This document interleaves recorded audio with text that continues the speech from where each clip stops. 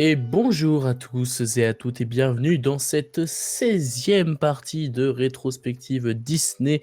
On avait fait l'année 2004 la dernière fois avec de très bons films comme Les Indestructibles au passage. Aujourd'hui, nous allons faire l'année 2005, en effet, avec 5 films que vous allez voir ne seront pas tous de très bonne qualité, puisque nous allons Oh, pas parler... tous. non, non, non. Nous allons parler de Winnie l'ourson et les félins. Ensuite, nous parlerons de Tarzan 2, l'enfance d'un héros. Ensuite, nous parlerons de Lilo et Stitch de Hawaï, nous avons un problème. Le titre est toujours très long. Ensuite, nous aurons Chicken Little. Et enfin, nous aurons Cusco de King Kronk ou Kronk le costaud rigolo. Voilà. Le Ça tirer va à être la fun. fin était encore plus triste, je crois, que le titre. Je sais. Donc voilà pour ce qui est du programme. Je suis toujours accompagné, bien sûr, de Cinéphage et Mélanie, hein, qui ont souffert. Hein. Ils ont souffert. On souffre pour cette émission, hein. On donne tout ce qu'on a. Hein. Ouais. Là, faut avouer quand même que quand on se dit qu'à la base, on parlait quand même de Cendrillon, Peter Pan, La Belle au Bois dormant, on était quand même là en se disant ouais, ça vaut un 9 sur 10, un 10 sur 10. Là, Voilà, c'est ça bas va les limite. notes. Hein. Ah On là, va ouais. dire que nos critères sont un petit peu plus bas. Surtout, je propose qu'on commence dès maintenant, du coup, avec encore un film Winnie l'ourson. Décidément, c'est le 6e, je crois. Puisqu'en effet, Oui. nous allons parler de Winnie l'ourson et les félins. Tu sais, si on ne restait pas ensemble, on serait vraiment très perdus. Winnie l'ourson et les félins, bientôt au cinéma.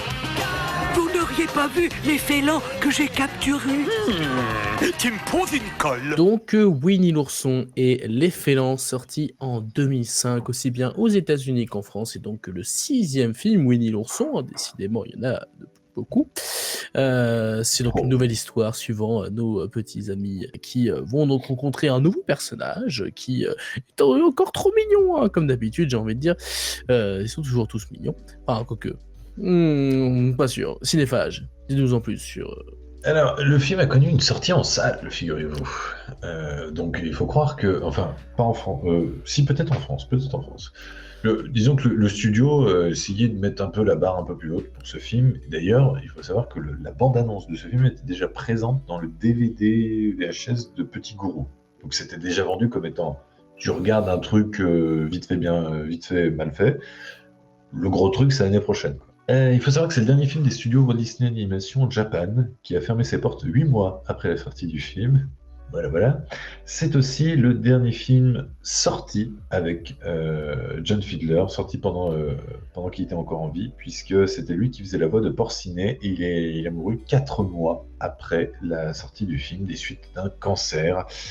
Il a pu faire quelques scènes pour la suite directe, mais qu'on ne parlera pas dans cette émission parce qu'elle n'est pas considérée comme un classique, mais il y a eu une suite de Winnie l'ourson et les félins la même année sur Halloween.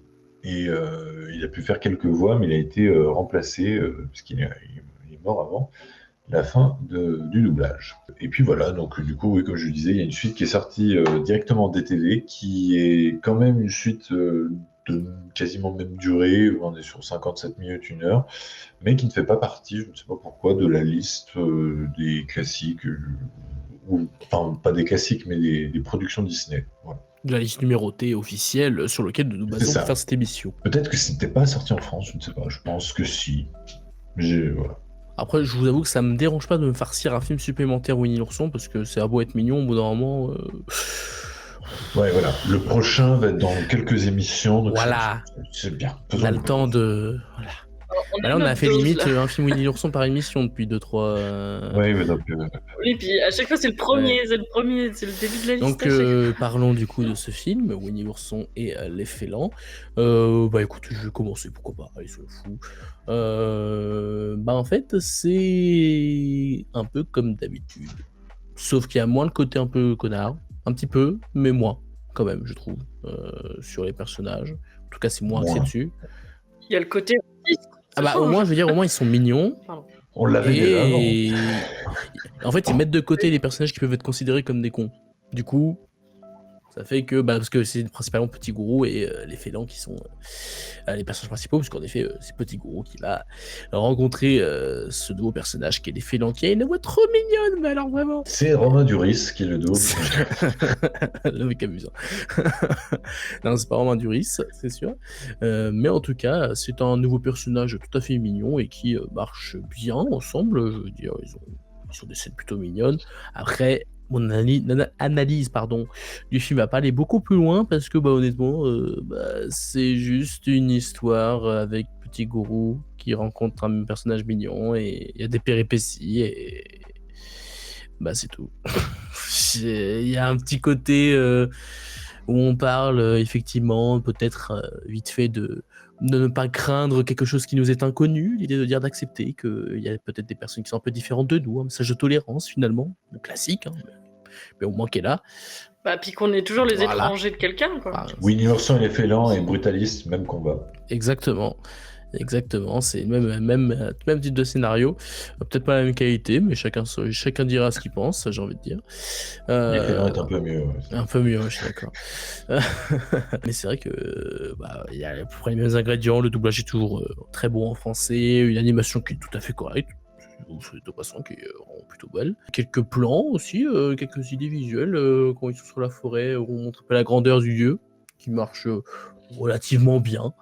Après, voilà, je dirais que c'est dans le milieu de tableau des films Disney qu'on a vu. C'est ni particulièrement inintéressant, ni particulièrement réussi sur le rythme, sur le développement des personnages.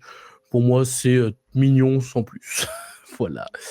Je dirais vraiment, pour moi, il n'y a pas grand-chose à analyser dans ce film particulièrement. C'est mignon pour les enfants. Par contre, pour les enfants, c'est nickel. Avec un petit message de tolérance tout à fait sympathique, donc pourquoi pas. Voilà. Moi,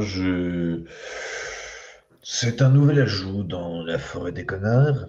Cette fois-ci, les connards sont extrêmement racistes et veulent exterminer tout un peuple, tout de même. C'est à ce point de violence. On a encore un bel exemple de publicité mensongère. Winnie l'ourson et les félins. Non, c'est plus les aventures de Petit Gourou Et de les félins. Alors, voilà, tout à fait. Winnie l'ourson est complètement anecdotique et confirme son inintérêt total. Tant mieux, j'ai envie de Ça dire. confirme clairement que le meilleur film avec Winnie l'ourson, c'est Winnie l'ourson 2. Ça, vous ne me ferez pas démordre. Mais je dois avouer que ce Winnie l'ourson et les félins, il y a un excès de mignonnerie qui forcément a fonctionné sur moi. C'est les félins est trop mignon. En plus, avec le Petit Gourou, alors là, t'as le truc de mignonnerie qui fait paf, qui explose, tu vois, c'est énorme.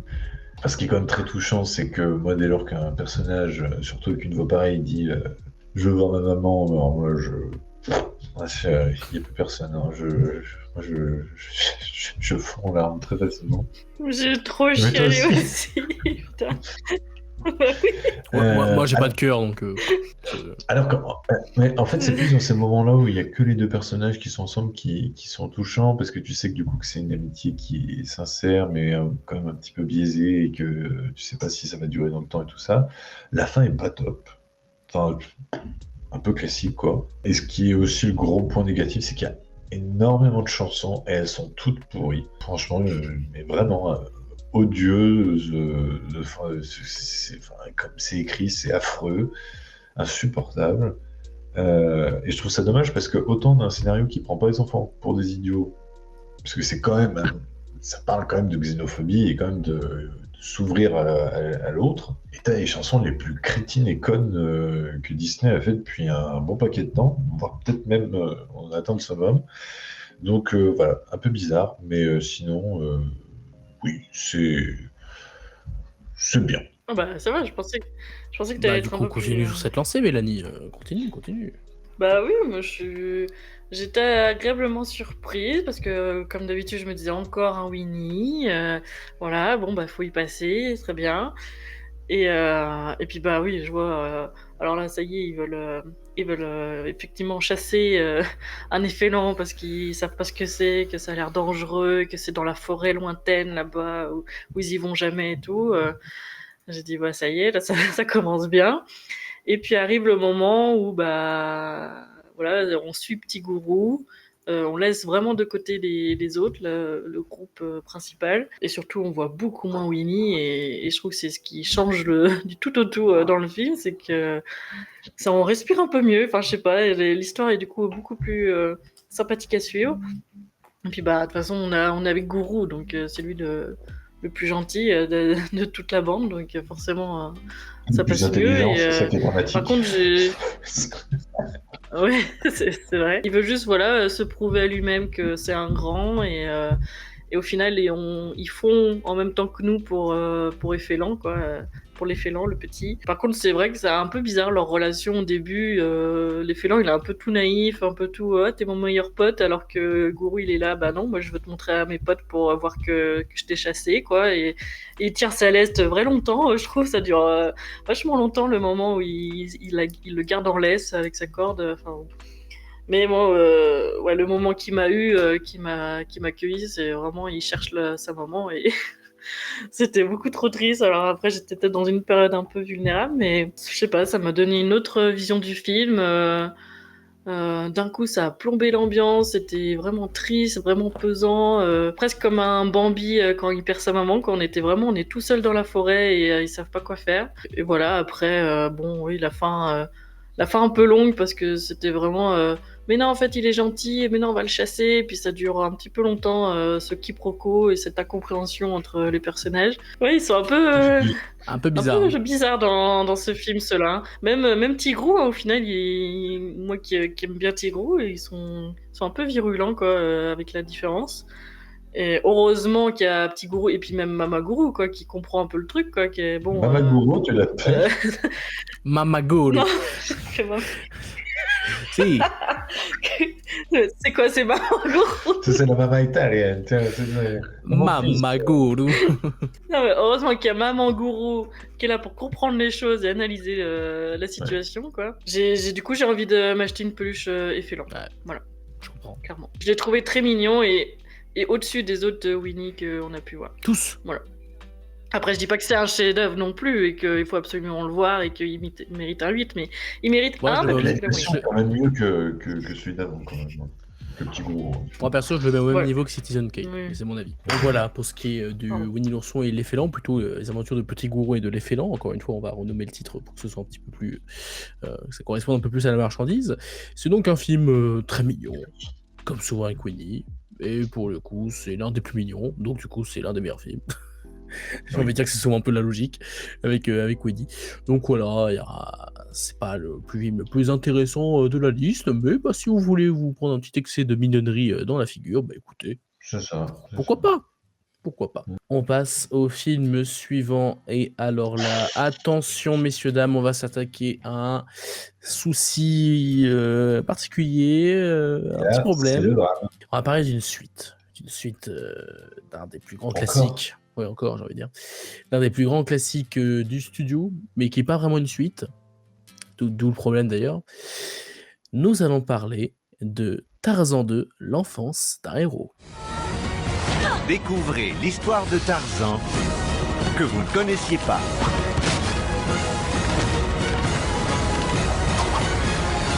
Tarzan 2. Maintenant sur DVD Disney. Donc Tarzan 2, l'enfance d'un héros, c'est sorti en 2005, aussi bien aux États-Unis qu'en France. C'est donc évidemment la suite du l'immense succès Tarzan, aussi bien critique commercial, un film qui nous a tous marqués évidemment.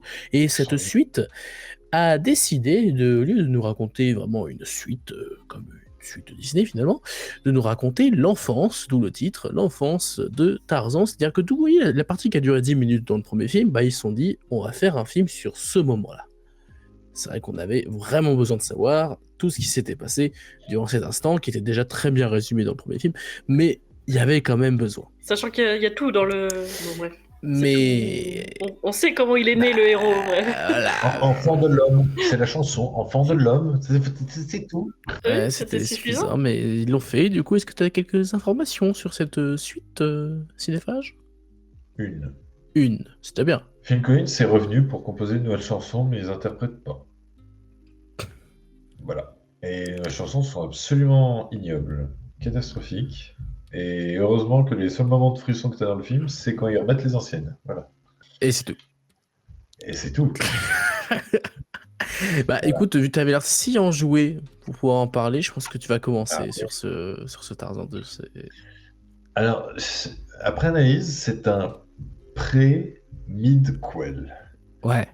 Voilà. C'est-à-dire que ça se passe avant, au milieu de la suite. Voilà. Et comme son nom l'indique, après mid-quel, ben c'est très mid. Hein. C'est très même en dessous de mid. Ça n'apporte rien.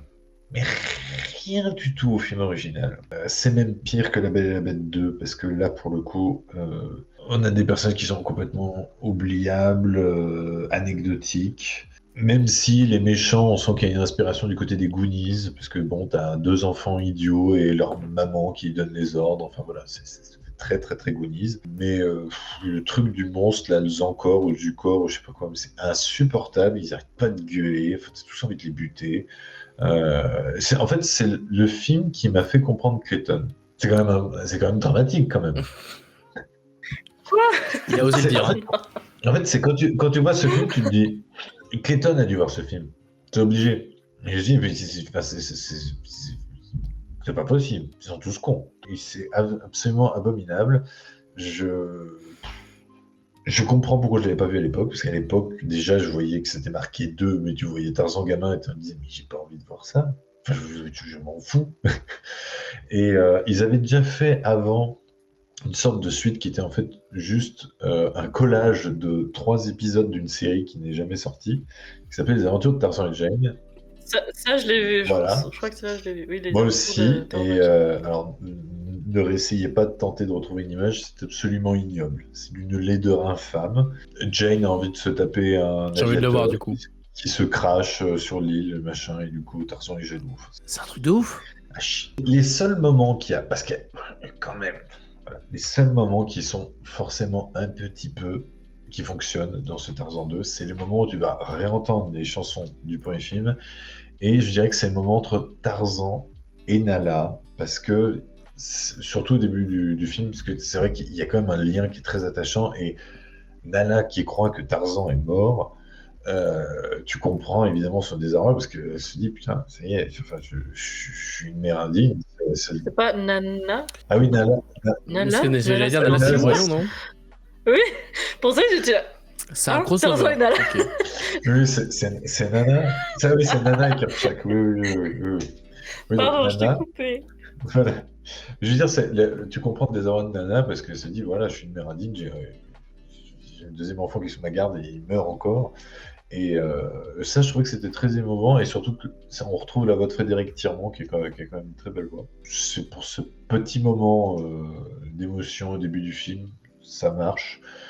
Sinon, le reste est absolument oubliable, d'un intérêt proche du néant. Tu peux le dire, c'est nul. Le titre de ma critique, quand même, c'est juste pourquoi. Ok, bah c'est pas très positif du coup, hein, j'ai l'impression. Mélanie, est-ce Waouh. que t'es plus Pas du tout. enjouée? Non. Pas du tout, forcément, vu la forme du film, l'enjeu devient complètement insignifiant, quoi. On connaît la suite. C'est ça? Et puis bon, enfin, on sait très bien que Tarzan est bien plus badass que lui enfant, quoi. Donc, quel intérêt? Et puis, à part faire souffrir, encore une fois, le héros d'être abandonné, enfin, de se dire, je vais me cacher, machin, vivre tout seul, alors que, on a déjà cette discussion-là, de la différence, de je me sens pas à ma place, on l'a déjà eu dans le premier, et là, ils en remettent une couche pour pas grand chose, mettre des nouveaux personnages qui sont complètement insupportables, effectivement. Mettre un bout d'action à la fin de bagarre et tout qui sert à rien, puisque c'est résolu au fait que le mentor et la méchante tombent amoureux. Voilà. De façon complètement random. Puis ouais, c'est pas du tout aussi bien. Même niveau animation, c'est pas aussi bien fait que le premier. Ouais, j'ai aucun intérêt à ce film et je l'avais jamais vu et franchement, j'aurais préféré pas le voir et il sert vraiment à rien quoi. Et à part à donner envie de revoir le premier parce qu'on a envie de voir Tarzan adulte, mais c'est tout quoi. Franchement. Au moins, il touche pas au premier. Oui, J'ai envie de on dire. peut se dire, mais Il fait rien de mal au film, quoi. C'est pas Pocahontas 2, quoi, où tu te dis, putain. ouais, qui change toute la dynamique des personnages, Ouais. mais ouais, mais puis même le décor, il y a quand même des scènes, plusieurs scènes où c'est dans la montagne, là, tout est gris, tout est froid, au milieu des pierres. Il y a vraiment rien de joli, quoi. Même le mentor, il donne pas envie, quoi. Enfin bon, voilà, pas top, quoi. On peut s'en passer, hein. Ouais, je pense que je vais être très surprenant. Je suis d'accord avec vous. Bah, c'est pas bien, quoi. Enfin, faut être honnête. Effectivement, déjà, ça n'a aucun intérêt du tout, scénaristiquement parlant, vu que c'est Hamid Koel. Donc, du coup, bah, tu sais déjà comment le film va se terminer, entre guillemets, vu que tu sais déjà que Tarzan, il va survivre, que machin, il va survivre, que voilà. Et le seul truc sur lequel tu peux t'intéresser, du coup, c'est les nouveaux personnages. Mais vu les nouveaux personnages, ça va être compliqué de s'y intéresser, vu qu'ils n'ont pas des dynamiques ou des développements particulièrement intéressants. Surtout que, alors je suis peut-être débile, c'est possible, mais je comprends pas quelle est cette histoire de ils sont bloqués dans le cratère ou je sais pas quoi à cause du cri du Zoukor. Mais du coup, Oui, c'est vrai, mais- parce qu'ils ont peur et mais- ils sont bloqués. Ouais, ils sont peur, mais déjà pourquoi lui il fait le cri du Zoukor déjà pour commencer, il veut peut-être juste se faire craindre, mais du coup Parce qu'il se peut-être sent pour être seul. tranquille. Donc quand tu te sens seul, tu cries dans la jungle pour faire peur aux gens. Tout D'accord. le monde fait ça. Il y avait le côté je peux avoir de la nourriture si je fais peur aux autres. Je passe en Ouais. premier par rapport aux gros qui sont là. Mais c'est vrai que vu des plans qui nous montrent le cratère immense et tout, je me suis juste dit mais ça n'a aucun sens que ça fonctionne de cette façon, que ça t'introduit ça. En fait, il manque une ou deux scènes pour t'expliquer clairement à quoi sert le cri, à quoi sert machin. Parce que surtout que c'est visé pour les gosses en plus, excusez-moi, mais c'est quand même pas très très clair hein, pour le coup comme fonctionnement. Donc même la base du scénario pour moi n'a pas de sens. Déjà ça aide pas trop. Bah, en fait on s'en fout royalement du film, du personnage, de l'intrigue. T'as même pas de personnage vraiment nouveau qui apporte quelque chose de bien. Parce que à la limite celui qui fait Zoukor, je sais pas s'il y a un autre nom, mais sur le papier ça peut être pas mal, mais le problème c'est qu'on a déjà vu ça dans un truc comme ça. Oui, mais en plus, il sert à rien au final. Je suis en train de réfléchir, mais il sait même pas ce qu'est Tarzan. Même pas, il aiguille dans le sens où, bah, en fait, t'as un cerveau autre que nous et du coup, tu peux réfléchir autrement et fabriquer des outils. C'est Tarzan qui trouve ça tout seul. Il sert à rien. Forcément, Il fait que le rejeter. Il fait que le rejeter. Forcément, il peut pas lui apprendre ce qu'il est, puisque Tarzan ne l'apprend que plus tard. C'est là du coup tout Oui, l'intérêt de. Tarzan, Enfin, Il ne peut y avoir aucun développement. Le personnage n'a pas de développement cette partie-là. Et puis surtout que dans le premier Tarzan, en 10 minutes, 15 minutes peut-être, ils avaient déjà tout expliqué de son enfance, de façon concise, claire, bien développée, avec malgré tout les touches d'humour, des trucs, des péripéties, etc. Ils ont réussi à faire ça en 15 minutes. Puis on revoit Sabor, mais c'est honteux. Alors, c'est qui fait déjà Sabor, je dis le prénom. C'est le jaguar qui tue ses parents et tout ça. Ah, non, là pour le coup, ça fait partie des suites Disney dont je ne comprends pas l'intérêt. Je ne vois pas quel était le projet, mis à part faire de la thune, évidemment. Parce que là, artistiquement parlant, je ne vois pas un seul élément qui est vraiment pertinent. Ça se voit à la façon dont on parle, de toute façon, on sait pas quoi dire. On est plongé dans la perplexité. Ah ouais, pour le coup, ça fait clairement partie des films Disney tout confondus, les plus insignifiants, et au-delà de ça, les plus... et franchement, c'est l'un des pires films qu'on a vu dans cette rétrospective, hein, je pense qu'on peut le dire, parce que vraiment, que ce soit en termes d'intérêt scénaristique, d'apport de suite, suite qualité graphique, qui reste parfois correct, mais humour néant. humour, on se part pas du tout.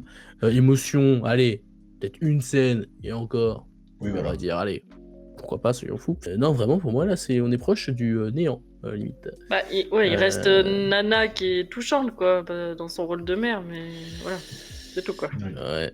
Comme a dit Cinéphage, leur relation, il y a que ça à sauver, quoi. C'est leur relation entre eux. Ça me fait dire que j'étais limite été trop gentil sur la notation, je lui ai mis 4 sur 10, je t'ai est si baissé. fort et si fragile, bien Je dans vois. mes bras, Je t'ai ferai unir. Donc voilà, pour... Oui, vas-y. Non, mais je voulais juste dire, moi j'ai mis 3. Donc t'as Ah été voilà. gentil, oui. Oui, moi je vois, je vais peut-être changer, on verra bien. Mais ce qui est sûr, c'est que Tarzan 2, attends, de l'enfance d'un héros, je crois, c'est que c'est ça? Oui, l'enfance Oui, d'un oui, héros. oui, oui, oui. C'est clairement parmi les pires suites, et je trouve qu'on a déjà passé beaucoup trop de temps pour parler de ce film, parce que clairement, il n'y a presque rien à sauver. Donc arrêtons-nous sur ce Tarzan 2, ne le regardez pas, ça ne vaut pas le coup, clairement. Je vous propose qu'on passe à un autre film qui, pour le coup, vaut un petit peu plus le coup. Il a au moins le mérite d'être cohérent et d'être plutôt divertissant. En effet, on va parler de la suite d'un autre classique Disney des années 2000, cette fois-ci, à savoir Lilo et Stitch. Hawaï, nous avons un problème. Lilo et Stitch sont de retour. Dans Lilo et Stitch 2, panique sur Hawaï. Mais cette fois-ci, Stitch a vraiment disjoncté. Lilo et Stitch 2, panique sur Hawaï, en DVD Disney. Donc Lilo et Stitch 2 Hawaï, nous avons un problème. Ce titre est très long, est sorti en 2005, aussi bien aux États-Unis qu'en France. C'est donc, vous l'aurez compris, la suite évidemment du Lilo et Stitch qui était sorti il y a quelques années auparavant et qui est pour le coup, contrairement à Tarzan 2, une vraie suite, puisque c'est la suite de l'intrigue du premier film. On retrouve Lilo et Stitch avec plusieurs aventures. Cinéphage, est-ce que tu as quelques informations sur ce film? Pas trop. Oui, alors il faut savoir qu'on avait déjà eu, mais c'est pas considéré numéroté, mais on a déjà eu le pilote de la série Stitch qui s'appelait donc Stitch le film. Mais techniquement, Lilo et Stitch 2 se passe avant. Se passe vraiment comme une suite directe, et en fait, finalement, vous regardez la suite Stitch, la série Stitch après. Et ça s'explique parce que nous n'avons pas le méchant principal de cette série qui est, je vous rappelle, Jirby, qui est pour rire de rire. Et aussi, dans cette suite, est absent 3 personnages qui sont normalement présents dans la série, tout ça. C'est la présidente, Capitaine Gantou et Cobra Bubbles. Voilà, on se concentre véritablement sur la famille, quoi. Et le film devait sortir en salle, mais finalement, ils se sont rabattus sur une sortie vidéo. Mais bon, je me dis qu'une sortie en salle n'aurait pas été non plus très honteux ce qu'ils ont sorti avant en salle. Et un court-métrage de 4 minutes était disponible sur le DVD qui était consacré sur les origines de Stitch. Très bien, et du coup, cette suite de Lilo et Stitch, Mélanie, qu'est-ce que tu en as pensé? Tu as trouvé que c'était à la hauteur du premier, ou au moins déjà tout à fait divertissant? C'est déjà pas mal. Bah, je dirais que ça se regarde, C'est bien. mais ça a quand même pas la même saveur que le premier. J'ai trouvé Lilo un petit peu différent dans sa manière d'être par rapport au premier. Par contre, j'ai trouvé Stitch beaucoup plus mignon, beaucoup plus touchant, moins énervant et vraiment, on dirait un petit gamin perdu. Et là, pour le coup, je me suis beaucoup plus attachée que dans le premier. Je trouve, je sais pas, l'humour un peu forcé avec les 2 extraterrestres là qui sont restés sur Terre, du coup. Je trouve. Quoi? Je sais plus comment il s'appelle. Voilà. Je trouve le trait un peu forcé, quoi. Voilà. Ah ouais, ouais, c'est mourir de rire. Et j'adore les moments entre sœurs, toujours. Il y en a pas beaucoup dans le 2, mais elles sont toujours hyper touchantes, les 2 sœurs. Ouais. Je trouve Nani un peu effacée aussi. Elle est quand même moins présente. Elle est un peu plus, il faut que je gère la maison, donc je suis un peu à la cuisine, on va dire. Je suis à la cuisine et au boulot. Pareil, j'ai pas trop compris la difficulté relationnelle avec le garçon, parce qu'ils sont censés sortir ensemble et je sais pas, il a l'air tout bizarre avec elle alors qu'il la connaît depuis longtemps. Enfin, j'ai trouvé cette péripétie pas très intéressante à mettre en plus de l'histoire. Et puis, par contre, Lilo, elle reste toujours impressionnante dans sa confiance en soi, quoi. À la fin, quand elle doit faire son spectacle et que tout le monde la rejette et qu'elle veut quand même faire son truc, même si elle est plus en duo avec Stitch et tout.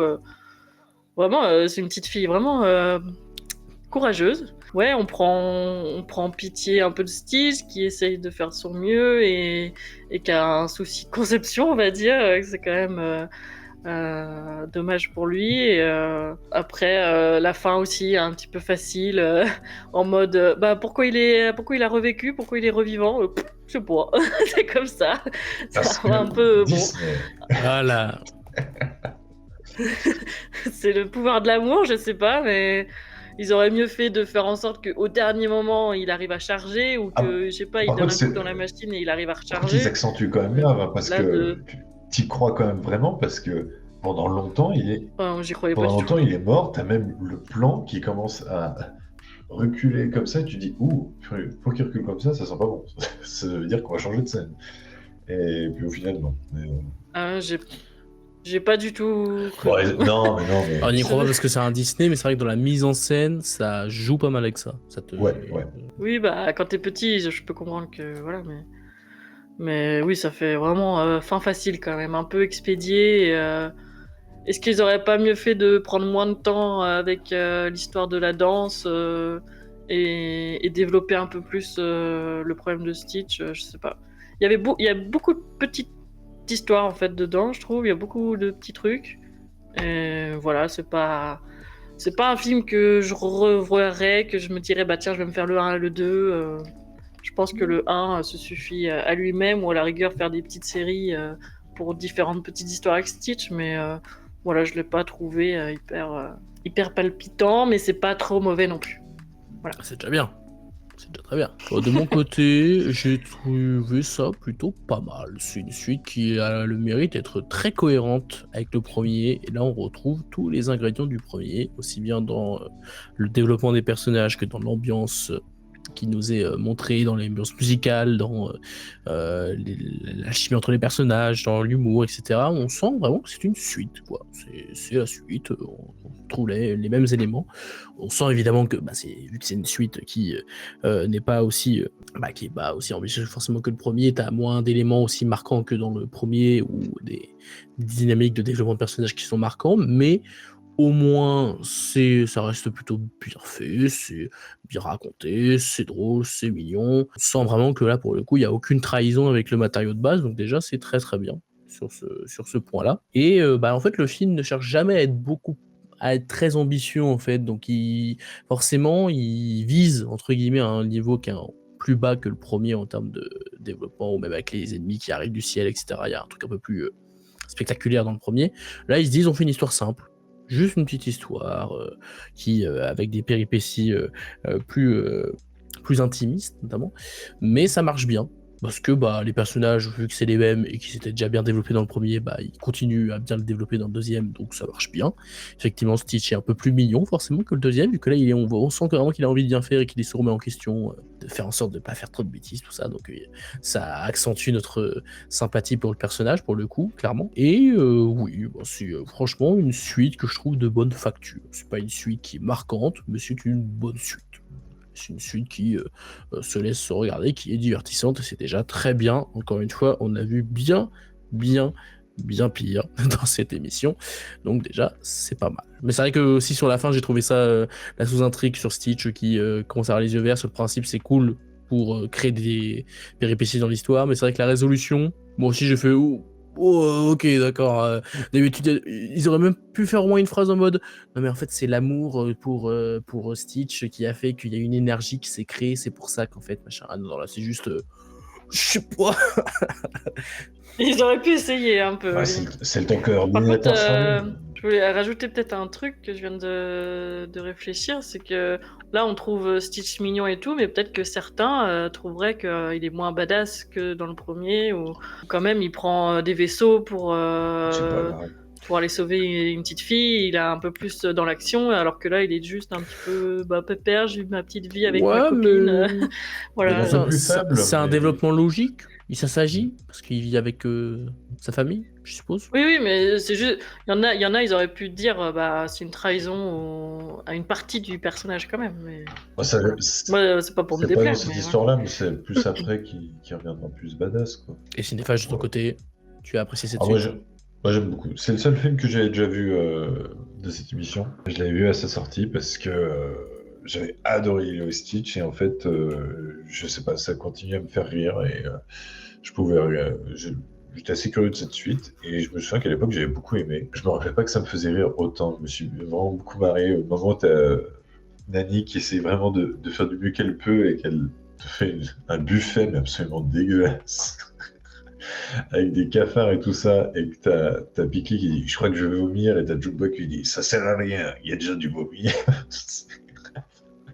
Ouais, c'est vrai, plein de petites piques comme ça, Pikli qui continue à se travestir et à foutre le trouble dans l'intrigue amoureuse entre Nani et David. Du coup, David, on sent qu'en fait, qu'il regrette, c'est qu'il a moins de moments à deux avec Nani qu'auparavant, en fait.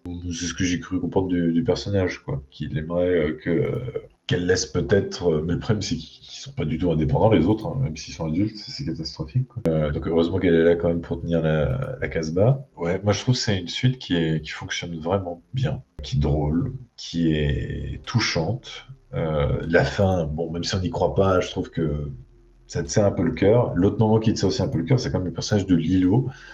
Parce qu'il y a sa sœur qui lui dit mais c'est bon, on s'en fiche que c'est un simple concours, qu'est-ce que tu en as fait, tout ça. Et t'as Lilo qui te balance ça, et je trouve que c'est vraiment un crève-cœur qui te dit c'est peut-être le seul moyen que j'ai pour montrer à ma mère que je suis quelqu'un de bien. Et tu fais mais waouh! Oh, la violence des mots, quoi. Mais en même temps, je trouve que c'est bien trouvé quand même pour un film pour enfants, parce que certes, c'est violent, mais c'est peut-être c'est des questions que peut-être eux aussi se posent, et le fait que le film leur dise, mais redescends, tes parents t'aiment, ce sont des bons parents. Mais enfin voilà, je trouve que c'est quand même bien écrit, et pour une suite des TV, je trouve qu'on n'en demande pas plus, quoi.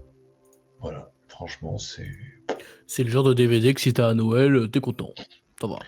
Je sais que moi j'avais le DVD du coup. Bah voilà. Et je sais pas si le Blu-ray existe, mais là par exemple, tu vois, Mélanie, tu disais que toi tu te ferais le premier, tu te ferais pas le 2. Moi, tu vois, je pense que c'est. Alors là, on l'a pas fait parce que du coup, on était dans le truc, la rétrospective. Mais je pense que si un jour je me refais Lilo et Stitch, il y a de fortes chances que je me dis, allez, me fais le 2 après, quoi. Histoire de prolonger le plaisir. C'est pas En fait, style. c'est la petite pastille, mais en fait, cette suite, c'est le bonus, quoi. T'as bien aimé, et ben tu vas bien aimer ça. Voilà, c'est juste ça, quoi. Et c'est déjà bien pour une suite, enfin c'est ce qu'on leur demande de base, c'est que de Ouais. prolonger le plaisir que t'as pris avec... Et j'ai pas vu la série, j'ai pas vu l'épisode final qui était Leroy et Stitch, qui était du coup un autre film d'animation. J'avais vu le film d'animation d'1 heure qui faisait pilote à la série, qui était Stitch le film. Et pareil, des personnages qui te font vraiment mourir de rire, quoi. Il y a Stitch qui fait que bouffer tout le temps, et il y a des sandwichs à tous les parfums et tout ça. C'est formidable, quoi.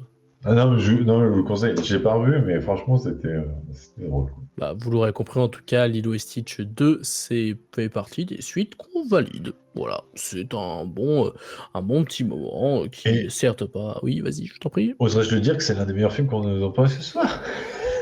Je pense que c'est le meilleur film de ce soir, ça vous dit long de ce qui nous attend encore par la suite, puisqu'en effet, messieurs, dames, il est temps de parler d'un film extrêmement mal, enfin, très peu réputé du côté de Disney. On vous a déjà parlé la semaine dernière de La Ferme se rebelle, vous souvenez-vous, ce classique Disney qui est considéré comme l'un des moins bons, bah, celui dont on va parler dès maintenant, c'est considéré aussi comme l'un des moins bons, et pour le coup, vraiment, c'est celui que je vois le plus revenir comme étant le pire classique de chez Disney. Maintenant, est-ce que c'est vrai ou pas? Ça va être la question dès maintenant, puisqu'en effet, nous allons parler de la première tentative de film d'animation 3D de chez Disney. Je parle de Chicken Little. La plus grande aventure de tous les temps. Accélère! Allez, on va sauver la planète!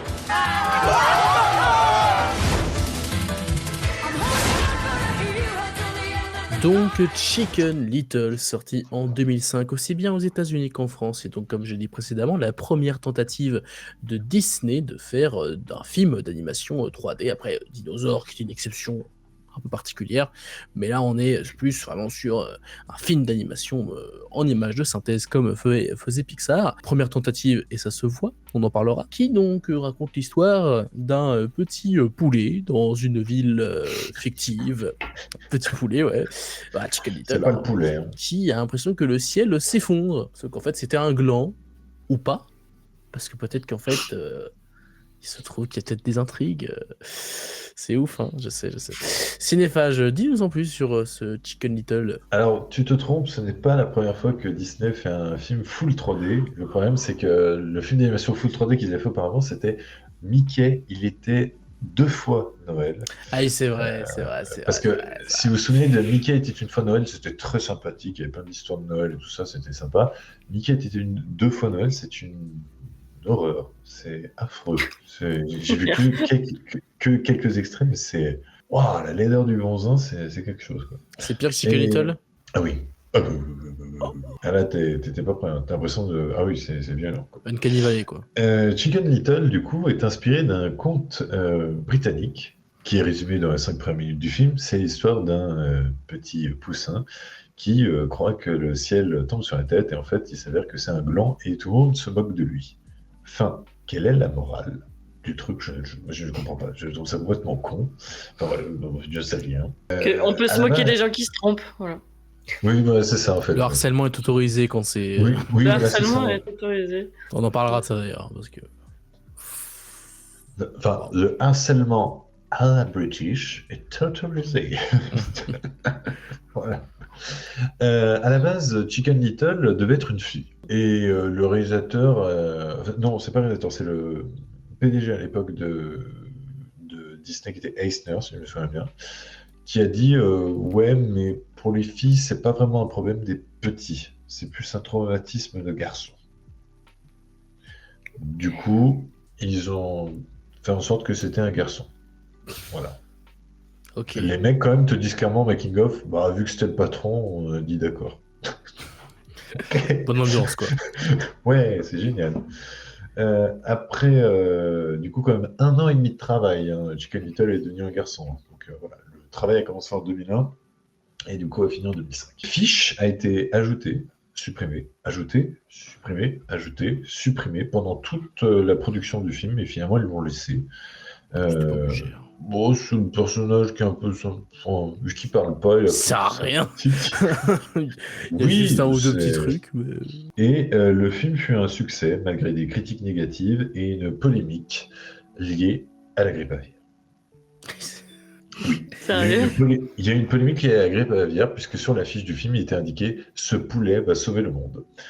Et au même moment, les poulets ne sauvaient pas du tout le monde, bien au contraire. N'importe. On est sensible. Hein. Surtout les associations de parents. Ah bah ça, je me rappelle de l'affaire Sausage Party il y a 10 ans, je crois. Ça, c'était un truc. C'est de l'animation, ça peut pas être pour les adultes, voyons. Il y a marqué moins de 12 ans. Mais tranquille, c'est... Bref. Chicken Little, je vais commencer sur ce film. J'avais déjà vu, je crois, il y a très longtemps, mais j'avais pas dû voir genre tout d'un coup, mais j'avais vu beaucoup de scènes, c'est limite comme si je l'avais vu, c'était il y a très très longtemps. J'en avais pas un très bon souvenir, mais il était passable. Je me disais dans ma tête, il était sympathique, voilà. Et bah le revoir aujourd'hui, je pense très sincèrement que c'est le pire classique Disney. Non pas le pire film Disney, attention, nuance importante parce que au niveau des suites, on se farcit des trucs bien pires, hein, clairement. Mais en termes de film Disney, il y a tellement de trucs qui ne vont pas, que je pense sincèrement que ouais, c'est celui-là. Alors, tout n'est pas acheté, je vais commencer par le positif, histoire de... l'humour fonctionne de temps en temps, et même de temps en temps très bien. Il y a des blagues, des répliques qui fonctionnent bien, qui sont même extrêmement, parfois étonnantes. Je pense au tout début, lorsqu'on introduit les personnages dans la salle de classe, c'est à la fois pas bien, parce que je trouve qu'il y a plein de scènes d'humoristique qui marchent pas, mais par contre, il y a un moment donné, où il y a le personnage, le professeur qui a introduit notre personnage, qui j'ai plus le nom, mais qui est une sorte de canard, je crois, qui est une oie, ouais, voilà. Et du coup, il dit « Oh, qu'elle est moche !» Et elle est moche. Pas très belle, mais j'avoue que d'entendre « Oh, qu'elle est moche !» J'ai dû me mettre marche arrière, enfin 10 secondes avant pour me dire « Attends, j'ai entendu ce que j'ai entendu, attends, c'est pas possible !»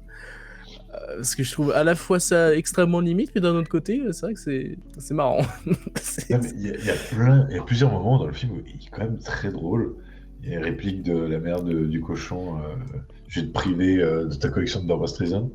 T'as quand même la fin où t'as du coup la méchante qui est devenue neuneu, et tout le monde dit on va la réparer tout ça, puis il y en a un qui dit non, qu'est-ce que c'est la neuneu?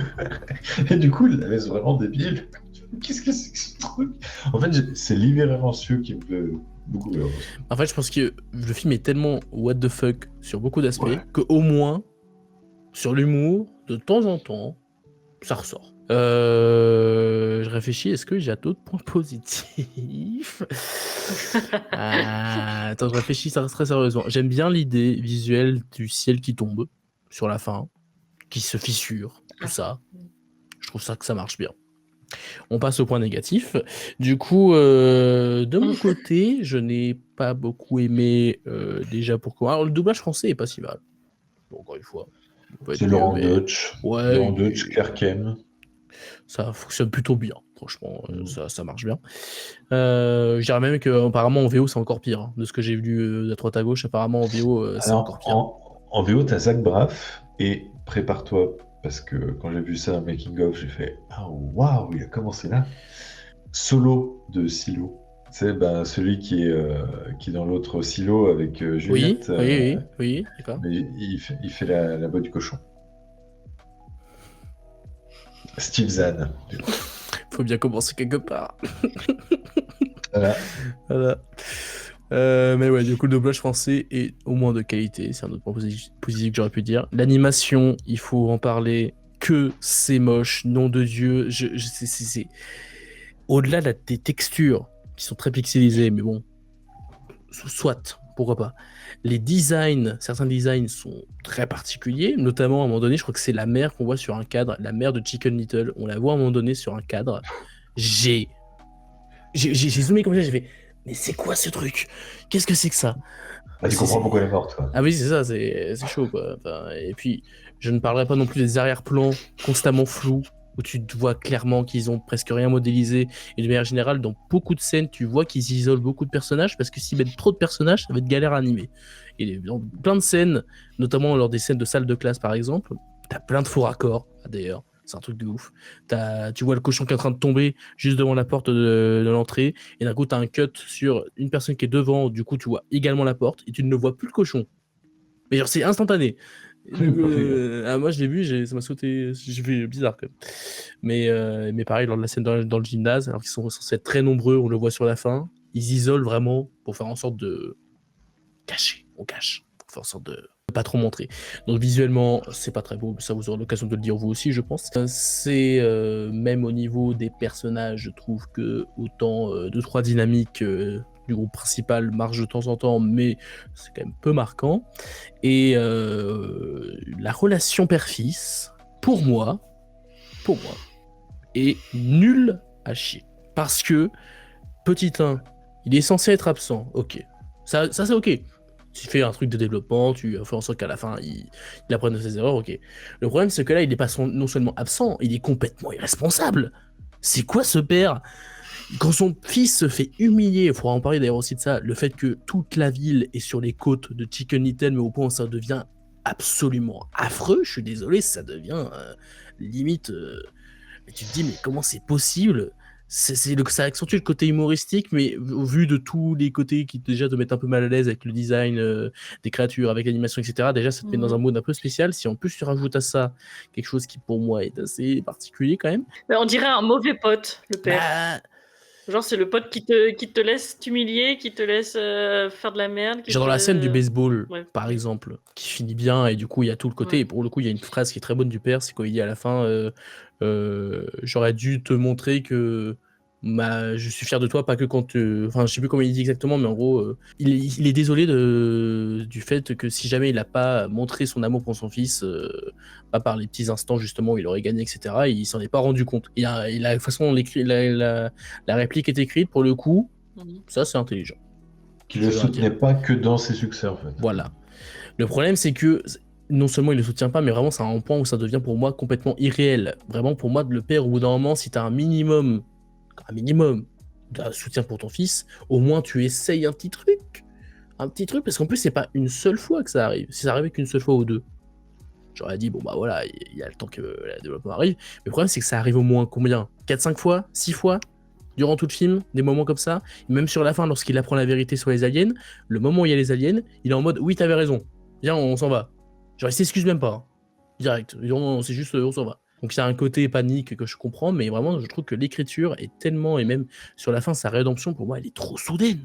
d'un coup, il devient super Mais attentif, tout, etc. tout est soudain à la fin. Il y a un côté précipité et ça m'a pas mal dérangé. Ouais. Et encore, il est attentif aux petits extraterrestres tout mignons, là, pas à Ouais, son c'est fils. limite, il était plus attentif à l'extraterrestre que son fils, mais ça c'est autre chose. Mais je pense surtout la première moitié pour moi est la moins bonne parce que vraiment ça va à toute vitesse, tout est précipité, t'as aucun moment où vraiment ça devient, où ça se pose, etc. Et pour moi ça devient un peu plus divertissant quand il y a les aliens qui débarquent, quand il y a quelques scènes qui sont émotionnellement parlant un petit peu plus fortes. Deuxième moitié, je la trouve beaucoup plus acceptable, mais vraiment la première moitié pour moi c'était catastrophique. Mais vraiment, c'était vraiment compliqué. Donc au final, parce que j'ai beaucoup parlé, c'est pour moi le pire classique Disney. C'est pas forcément un film irregardable de A à Z, mais c'est clairement compliqué, le visionnage. Voilà, de mon côté. Oui, parce que tu dis, il est pas tout à fait irregardable. Moi, il est carrément irregardable, le truc. Bah voilà. Non, j'ai souffert. Il est affreux. Il est affreux. Il y a rien qui va. Les proportions vont pas. Les personnages sont dessinés, mais on dirait typiquement le cochon. C'est un dessin qu'aurait pu faire un gamin, quoi. Tu t'imagines comment un cochon, bah comme ça. Alors, c'est horrible. Et ce qui m'a choqué aussi, c'est que Chicken Little a une voix d'homme adulte, Ouais. alors que c'est censé être un gamin. Et franchement, ça m'a perturbée. J'étais là, mais ils ont quel âge? C'est quelle tranche d'âge? J'étais Ils sont censés avoir entre 12 et 13 ans. Ouais, Non, mais je lui en aurais donné 25 ou 30 il a beaucoup à mué, la je voix. pense, c'est pour ça. Après, c'était leur choix de mettre Ouais, non, et des puis acteurs. même dans son comportement, il fait très, je sais pas, il fait pas enfant, quoi. Mais quand il embrasse sa copine, là, Alors ça, c'est pas un gamin de 13 ans qui embrasse sa copine sort comme de ça. nulle part. Quand il l'embrasse, je fais ah bon. Ça d'ailleurs, j'étais mitigé entre le c'est mignon et d'un autre côté, comme ça. Mais moi, je me trouvais ça mignon. Mais c'est mine de rien. Il a jamais parlé avec elle tout seul. Si, parce qu'elle lui dit t'es mignon, il a dit ah oui, tu me trouves mignon. Ouais. Bref, c'était gênant. Après, je me suis dit ouais, c'est quand même intriguant cette histoire de ciel qui tombe. C'est marrant qu'ils aient pris ce truc-là de ah le ciel nous tombe sur la tête et qu'en fait vraiment le ciel tombe littéralement. Tu te dis tiens qu'est-ce que c'est? Bon bah c'est les extraterrestres donc voilà vu et revu. La fin est facile, c'est en fait un quiproquo c'est juste des extraterrestres en vacances donc quand t'es attaqué personne mais et juste manger des glands. On souffle quoi, franchement c'est nul. C'est nul. Et en plus, ils ont meublé ça avec un peu de sport, avec je veux rendre fier mon père et je vais tout faire pour être sportif, alors que pas du tout. Et vraiment, t'as pitié pour lui parce que, à part ses amis, il y a vraiment personne qui l'aime, quoi. Et après, c'est un grand exemple de résilience, voilà. Mais non, franchement, vraiment nul. Et je veux plus jamais le revoir et je veux l'oublier.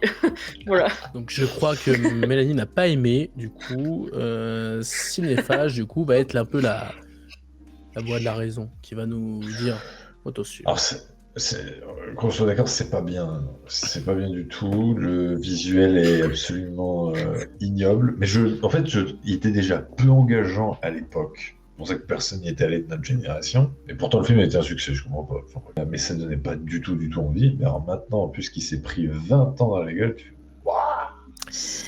Surtout quand tu as Pixar qui sort Les Indestructibles juste à côté. Surtout quand tu vois tous les détails en pleine poire, je peux te dire que t'es là, Ça, j'ai vu sur un ordi, donc moi ça passe. J'ai mis des gouttes après, je me remettais un peu.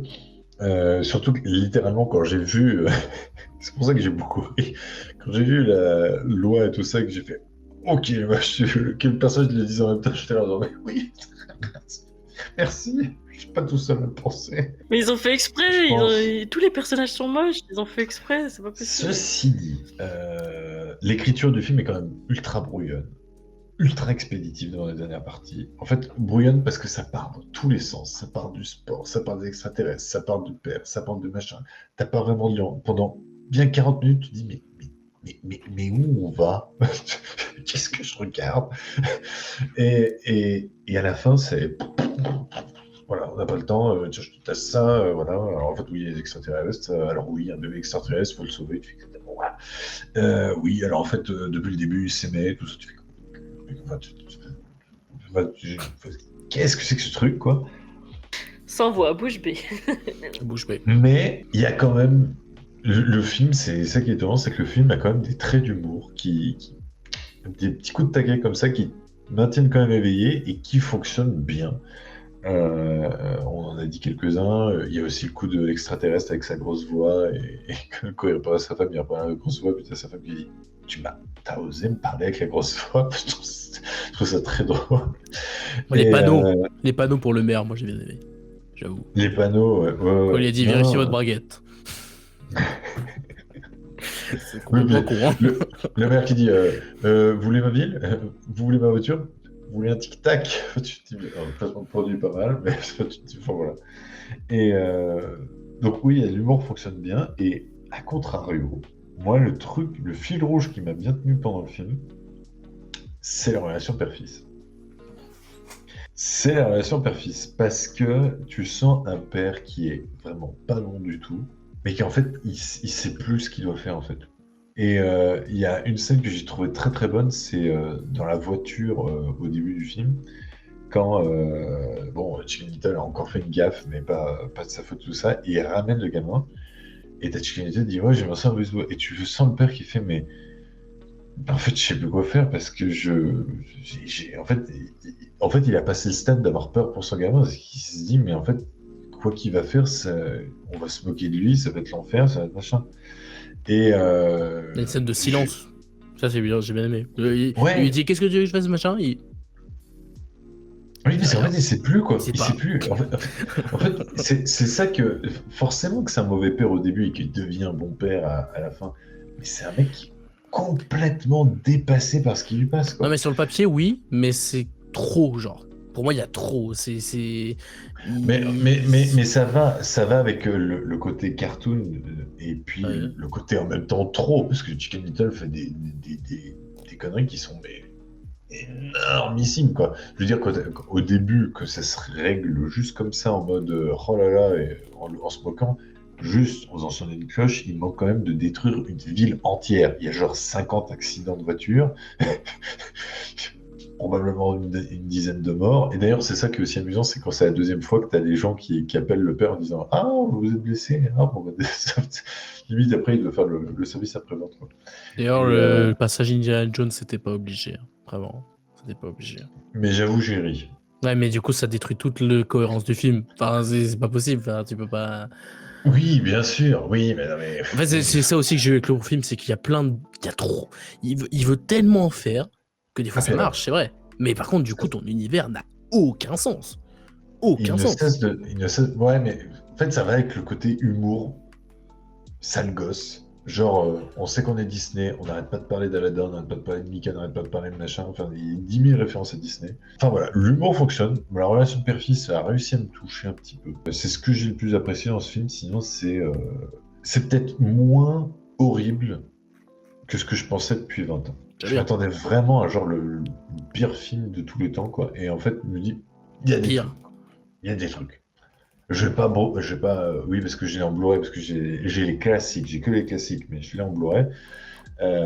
J'ai tous les classiques en Blu-ray. Je vais pas brûler le Blu-ray, quoi. Bah, de toute façon, c'est pas bon pour la planète, ça. Faut le vendre. Je doute que je le reverrai un jour, mais ou alors genre pour tester la télé, tu vois. Ça, c'est d'un coup tu fais okay. Voilà, tu vois, c'est un petit rappel, tu vois, c'est un devoir de mémoire. Mais voilà, sinon c'est pas si pire, quoi. J'avoue, j'ai dit en off à Ciné Show, je l'ai même préféré à La Femme se rebelle.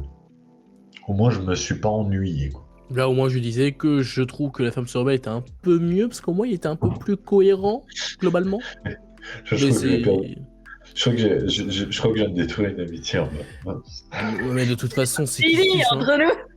C'est fini. C'est notre dernière émission. T'as osé préférer le poussin à la vache. Fini. Un petit poulet. Non, mais en plus, comme dit Ciné Show, au niveau cohérence, quand même, La Ferme se rebelle a un univers bien plus sympathique, quoi. Mais c'est chiant. Ah, c'est là où le choix du coup peut être fait. Effectivement, ça s'entend tout à fait de préférer la folie et la générosité d'un Chicken Little comparé à plus marré devant Chicken Little. Ah bah, ce qui est sûr, c'est que je me suis plus marré devant Chicken Little que devant La Femme se rebelle. Ça, c'est sûr. Par contre, est-ce que le film est plus réussi ça... De toute façon, les deux sont nuls. Voilà. Oui, voilà. Pour moi, Chicken Little, c'était désolant, quoi. Vraiment. Je me suis pas marré du tout. Ouais. Bon, bref, je pense que on a terminé avec ce petit poulet là. Chicken Little, vous l'aurez compris, dans tous les cas, ça fait partie des pires classiques Disney, ça c'est sûr. Après, est-ce que c'est le pire ? Ça dépendra de la sensibilité de chacun. On peut au moins lui reconnaître une certaine folie de par son côté un peu nouveau et sa générosité loufoque dans cette on va vague, dire mais... que peut-être ils se sont dit tiens, on va améliorer en créant Zootopia par exemple. Parce que niveau univers avec des animaux et qui sont adaptés à eux, c'est. Après, on est moins dans le côté loufoque cartoon humoristique dans Zootopie, donc peut-être que. Oui, mais justement, Chicken Little, c'est vraiment un dessin animé qui passait sur Canal+ dans les années 2000. C'est pas un Disney. Enfin, ça a rien à faire chez Disney, vraiment. Je crois qu'il y avait de la coke dans les bureaux. La coke, c'était que pour la scène du cowboy dans La Ferme se rebelle, mais sinon, pas forcément. Bon, alors c'est la même coke. Bon, enfin bref, arrêtons de parler de drogue, ce n'est pas bien, n'en prenez pas. Passons à la suite du coup de cette vidéo et le dernier film d'aujourd'hui. On va rester sur du... voilà. Puisque nous allons parler d'une autre suite, d'un autre classique Disney du studio, puisqu'en effet nous allons parler de Cusco 2, King Kong. Kronk, le costaud rigolo. C'est tout nouveau, c'est délirant, c'est 100% Kronk. Tic-tac-tic. Un tout nouveau film en exclusivité en DVD Disney. Donc Cusco 2, King Kong, ou bien Cusco le costaud rigolo, puisque c'est aussi un autre titre utilisé pour ce Cusco 2. C'est sorti en 2005, aussi bien aux États-Unis qu'en France, et c'est bien entendu la suite de Cusco l'empereur mégalo qui était sorti il y a quelques années auparavant. Cependant, petit twist, en fait ce n'est pas la suite de Cusco précisément, mais bel et bien d'un autre personnage qu'on apprécie beaucoup dans le film original, peut-être même le meilleur d'ailleurs, puisque en effet c'est le personnage de Kronk, évidemment, d'où le titre que nous allons suivre dans cette suite. Voilà, Cinéphage, est-ce que tu peux nous en dire plus sur cette suite ou il n'y a pas grand-chose ? Il n'y a pas grand-chose, mais juste pour dire qu'on peut entendre dans le film deux chansons de Disney, It's a Small World, dans un court instant, et aussi on peut entendre le thème du Roi Lion par Hans Zimmer.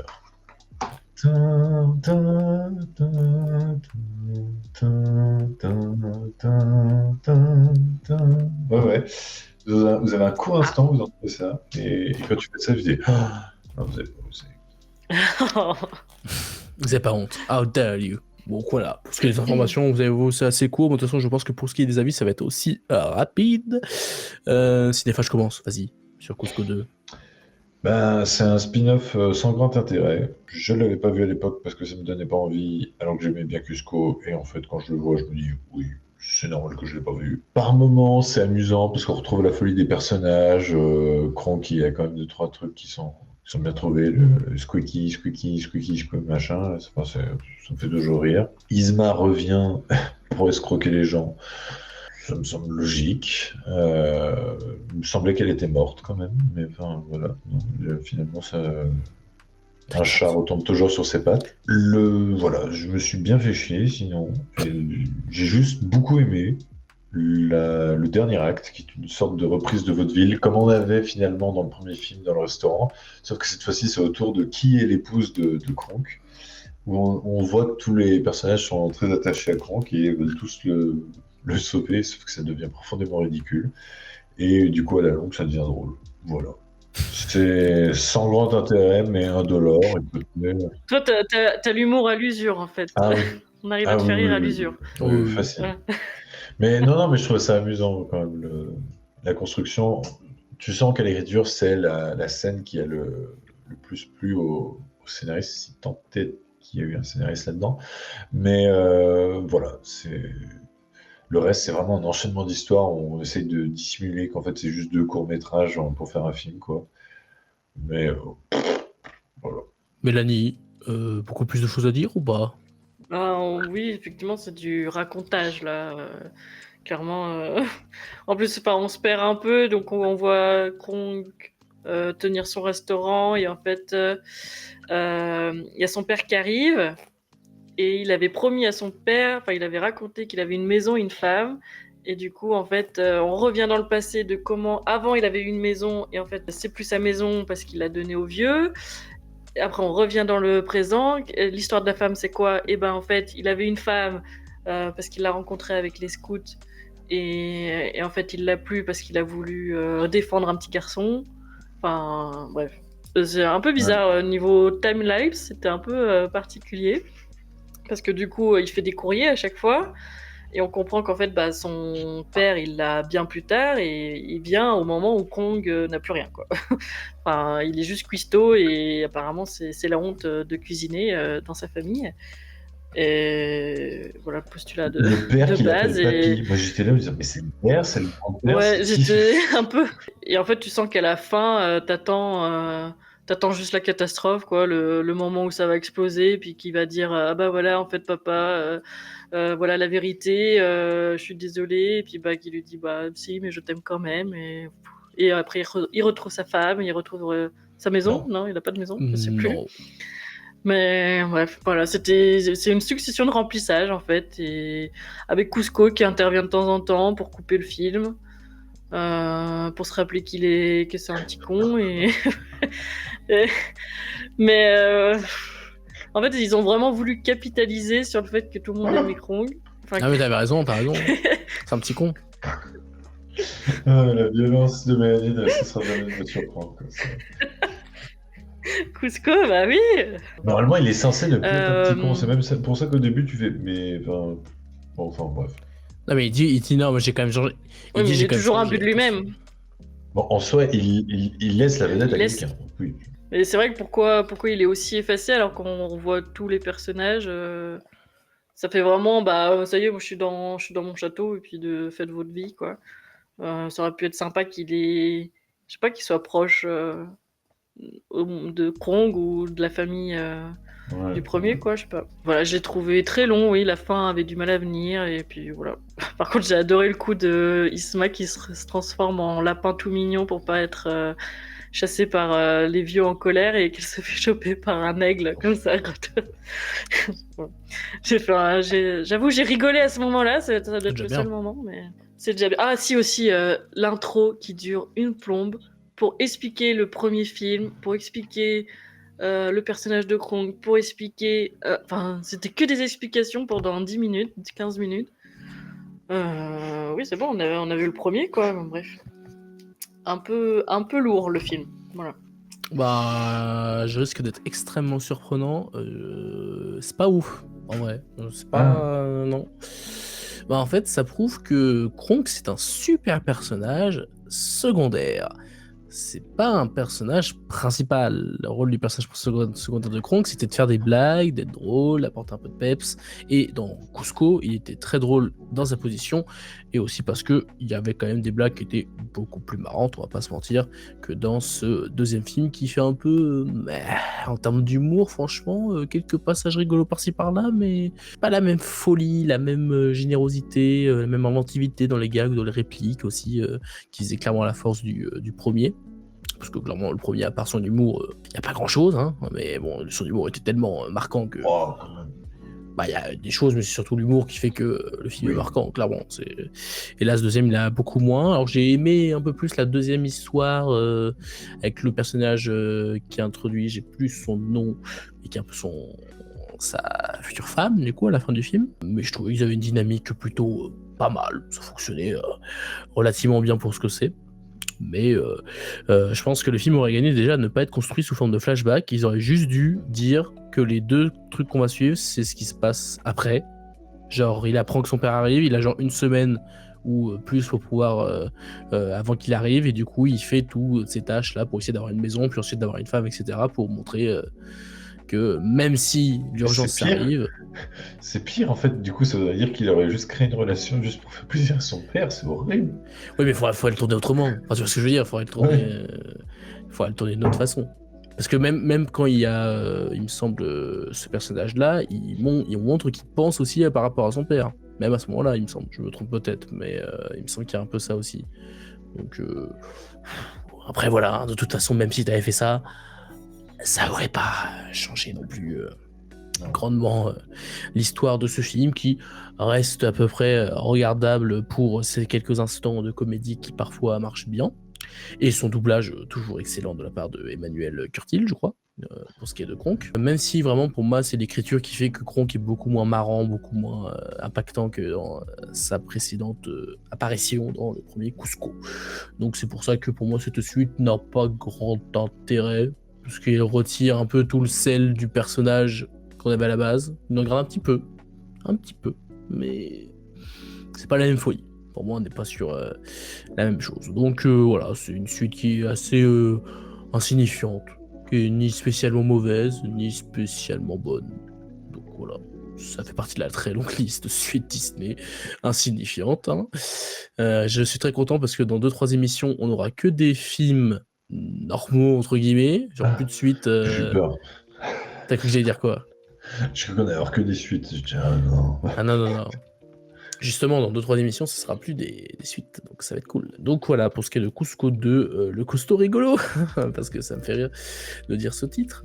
C'est un film très... Chaque fois que tu veux dire costaud, tu dis le cousteau rigolo. C'est fou. Ah non, Cousteau, c'est... Non. Cusco rigolo? Non. Ou Gusto, ça c'est un autre film dont on Gusto. parlera. Ah, le gusto. Ah, très bon. Ça, c'est très bien, ça. C'est très Ah bien, oui. ça. Chef-d'œuvre. On en parlera très vite, hein, parce que c'est dans 2-3 émissions, je crois. Mais bref, voilà pour ce qui est de Cusco 2, et je propose qu'on passe désormais à notre top et flop, même si je crois que le mien, bon, le top n'a pas changé du tout de mon côté. Le top, non. Mais le Je flop, crois que oui. personne, ça va changer le top aujourd'hui. Par contre, Non. le flop de tout le monde, je pense, va changer ce soir. De mon côté, alors, attendez, je regarde vite fait mon classement. Donc, on a Chicken Little qui était à l'entrée du flop. Il était en 11e, je crois, position, un truc comme ça. Mais du coup, il n'est pas dedans. Par contre, on a du coup, pour ce qui est du flop, toujours la boîte à musique en 10e position. Ensuite, on a Livre de la Jungle 2. Ensuite, on a Pocahontas 2. Ensuite, on a La Belle et la Bête 2. Beaucoup de 2. Ensuite, on a Melody Cocktail. Vraiment que ce soit l'inverse. Boîte à musique, Melody Cocktail, à chaque fois, je ne sais jamais. Ensuite, nous avons Tarzan 2 en 5e position du flop. Hein, parce que c'est quand même pas terrible. Ensuite, on a Le Retour de Jafar en 4e position. Ensuite, on a un film que je vais peut-être remonter. Au vu de ce qu'on a vu, c'est Danny le Petit Manteau Noir. Il est possible que je le remonte. Putain, oui. Je ne garantis pas. Hein. Je ne garantis pas. Ensuite, on a Peter et le jeu de dragon qui reste le film le plus chiant de qu'on a vu jusque-là. Et enfin, on a Bossu Notre-Dame 2. Empire. Mon flop 10, il a un petit peu bougé. En 10e position, La Boîte à musique. En 9e, Pocahontas 2. En 8e, Aladdin le Roi des voleurs. En 7e, Tarzan 2. En 6e, Taram et le Choron magique. 5e, Peter Elliot le dragon. 4e, Bossu Notre-Dame 2. 3, Melody Cocktail. Non. En 2, Chicken Little. Et en premier, Le Retour de Jafar. Bonjour. Attends. Ça veut dire que t'as passé un meilleur moment devant le Bossu Notre-Dame 2 que devant Chicken Little. Ben... Oui. Bah... Mais je vous avais dit, Bossu Notre-Dame 2, il y avait un petit attachement quand même. Voilà. Tu l'as mis où, Tarzan 2? J'ai pas fait gaffe. 7e. 7e. Ah, tu préfères Tarzan 2 à Taram et le chaudron magique? Ouais, Taram, c'est particulier comme ambiance, oui. Ouais, d'accord. Après, Taram, il est à l'entrée de mon flop. Hein. Il est pas loin, mais ça va aller. Alors, moi, en 10e position, nous avons Chicken Little, qui est quand même dans mon flop, au final. Et comme quoi, je l'ai mieux classé que toi. Hein. Au final, c'est limite. Bah oui, c'est bizarre ça. Oui, mais parce que quand même, Daniel le petit mouton noir, c'est quand même vachement mieux. Donc, 10e position, Chicken Little. 9e position, La Belle et la Bête 2. 8e position, Melody Cocktail. 7e position, La ferme se rebelle. 6e position, Les aventures de Petit Gourou. 5e position, Cendrillon 2. 4e position, Le retour de Jafar. 3e position, Mélodie du Sud. 2e position, Non. Tarzan 2. Et 1re position, Le Bossu de Notre-Dame 2. Il était pas loin, Oh là là. Non, mais Le Bossu de Notre-Dame 2, c'est vraiment... je serais... Là, je n'ose vraiment pas le mettre sur la télé. Là, je pense que je pisse le sang, quoi. On est au-delà de l'ignoble, quoi. Non, mais c'est le aussi, c'est ignoble, vous rigolez ou quoi? Les chiens, ils ont des coups de 3 mètres de long, là. Oui, mais c'est différent. Et le cochon, il est énorme, il a 2 petits bras comme ça. C'est quoi ça, franchement? Non, mais c'est tellement con, le Monsieur Notre-Dame 2, quoi. Je veux dire, c'est... Les pierres à l'intérieur de la cloche, tu te dis, mais c'est pété au bout de 2 secondes avec la cloche qui retentit 2 fois. En fait, c'est complètement con. C'est complètement con. Donc, vous l'aurez compris, aujourd'hui, on a beaucoup souffert, hein, puisque 2 des films dont on a parlé aujourd'hui ont fini dans nos flops, hein, quasiment. C'était pas une super vidéo en termes de film, on va pas se mentir, mais vous inquiétez pas, la semaine prochaine, ça m'a pas trop, en fait. Non, j'ai rien dit, parce qu'en fait, c'est mieux, mais c'est pas glorieux non plus. On aura, pour commencer, Bambi 2, voilà. Que j'ai pas vu, mais que j'ai raconté une fois à ma nièce, parce que je raconte les livres et tout ça.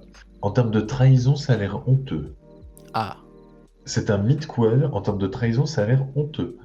Préparez-vous au remariage. Du père. Voilà. Du père. Du père. Mais est-ce que ce sera une aussi grande de trahison? Enfin, c'est pas vraiment une trahison, mais par contre, il y a un film juste après qui risque d'être extrêmement affreux. En tout cas, je l'ai vu il y a longtemps et dans mes souvenirs, c'est horrible. C'est The Wild, qui est une sorte de sous-Madagascar. J'avais tenu 5 minutes. Ah, mais dans mes souvenirs, c'est affreux. Mais faut le voir. Ouais, ça a l'air ignoble. Ouais. Je savais même pas que c'était Disney, ça. Tu vois, c'est Disney. J'ai le Blu-ray. Déjà pour le voir sur ta grande télé là.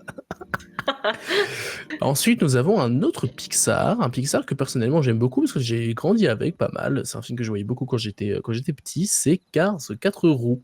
Et oui, qui est donc le premier volet de la trilogie Flash McQueen. Ciao. Ensuite nous aurons Frères des ours 2. Qui dans mes souvenirs était bien. On verra bien. Et je crois qu'il y a pour finir un film que tu aimes beaucoup, Cinéphage, qui est Le Sortilège de Cendrillon. Il est excellent. Véritablement. C'est le 3e film Cendrillon, mais apparemment...